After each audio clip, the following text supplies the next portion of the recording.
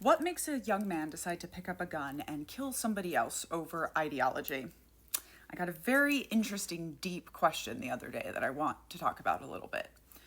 She says, put this in your bad guys and very bad leadership intelligence files. Nick Fuentes, Groyper cult memes, right-wing gun culture, and stochastic violence and radicalization in post-irony standpoint perspectives.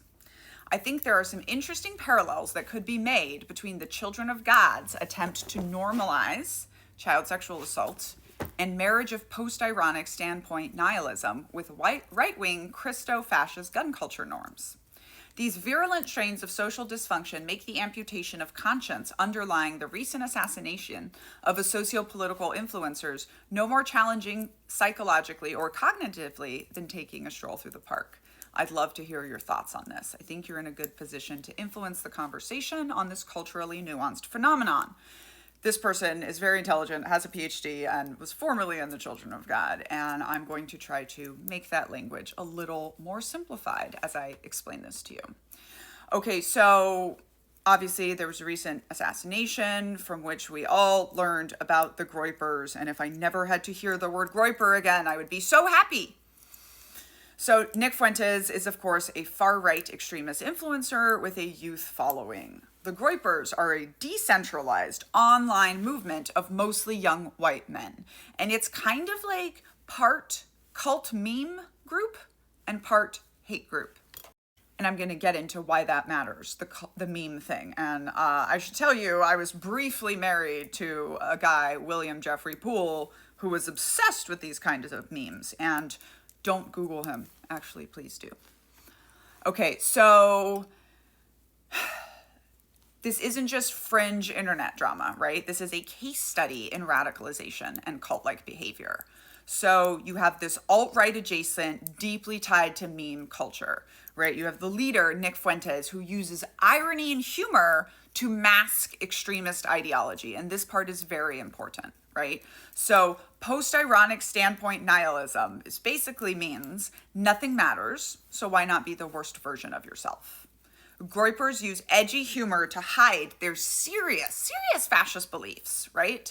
Under joking about genocide until it doesn't feel like a joke anymore, for example. It creates plausible deniability and erodes empathy. But it's so much more than just bros going, hey, it's just a joke, dude, right? Why? Because jokes are very, very important, okay? So jokes normalize the unthinkable, right? This was just like my childhood in the Children of God sex cult, right?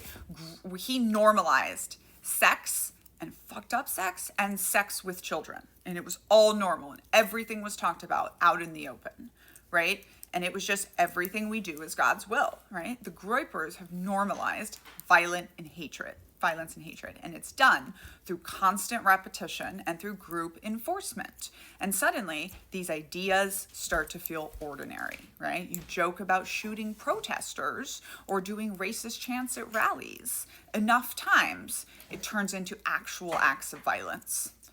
Okay, there's also the sacred assumption, like we have in cults. In the Children of God, the sacred assumption was kind of like everything our leader tells us is God's will because he's God's prophet. And God is love and everything we do is love, so we need to show God's love to the children, right? In the Groypers, it is basically white Christian men are the rightful rulers of America, and anyone opposing that is a bad guy.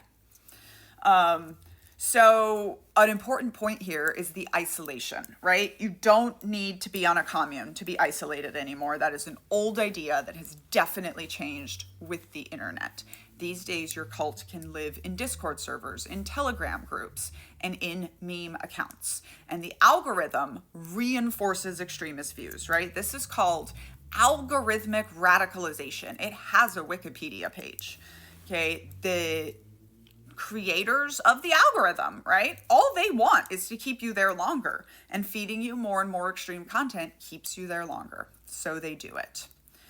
Okay, charismatic leaders and cults often function as the Messiah, and Fuentes has positioned himself like this, as a prophet, right? He's young, he's relatable, he's a guy just like you, except he's a little smarter and he's got a little je ne sais quoi that you don't know how to understand.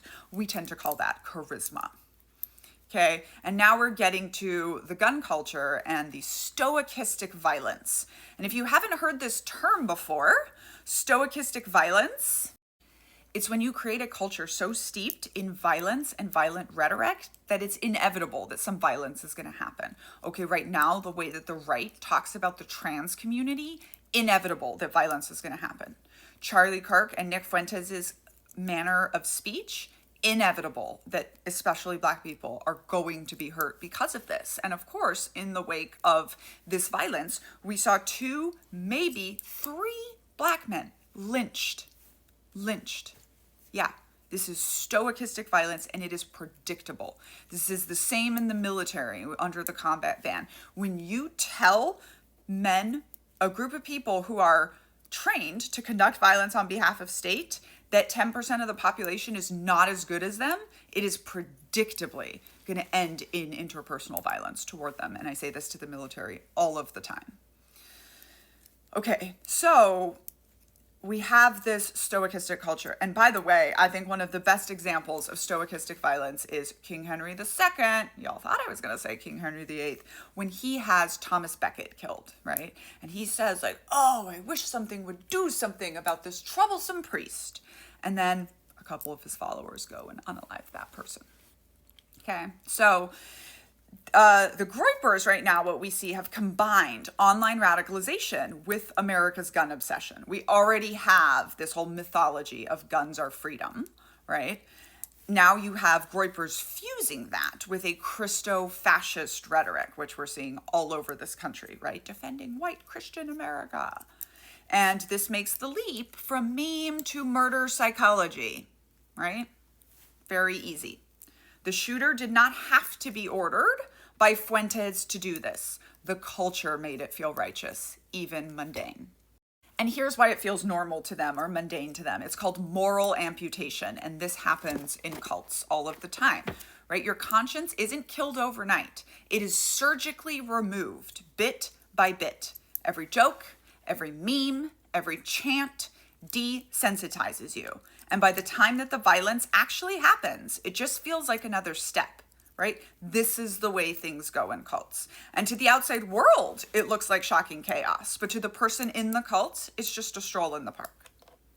And I promise you, when you grow up in a world where really, really bad stuff is framed as love, it, like, a belief system can justify anything, no matter how horrific, including raping children.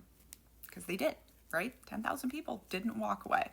So this isn't just about Nick Fuentes or one assassination. This is a growing network of young men being radicalized through humor, irony, and violence, and the fact that they have been told they're supposed to be at the top the whole time. So what needs to happen now is we need to take online radicalization very seriously and recognize these cult tactics that are happening in modern movements. If you are the parent of a young man and you are not actively trying to radicalize them as a feminist and as someone who is open-minded, meme culture is gonna do it for you. The manosphere is gonna do it for you the other way.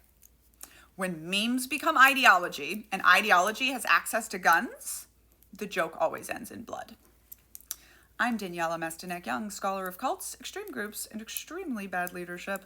I have 2 books that help us understand the cult that has taken over the government. My memoir, which you can get signed copies of attached here, and coming soon, January 20th, The Culting of America, which you can pre-order attached here as well. Have a day. Remember, jokes are never just jokes.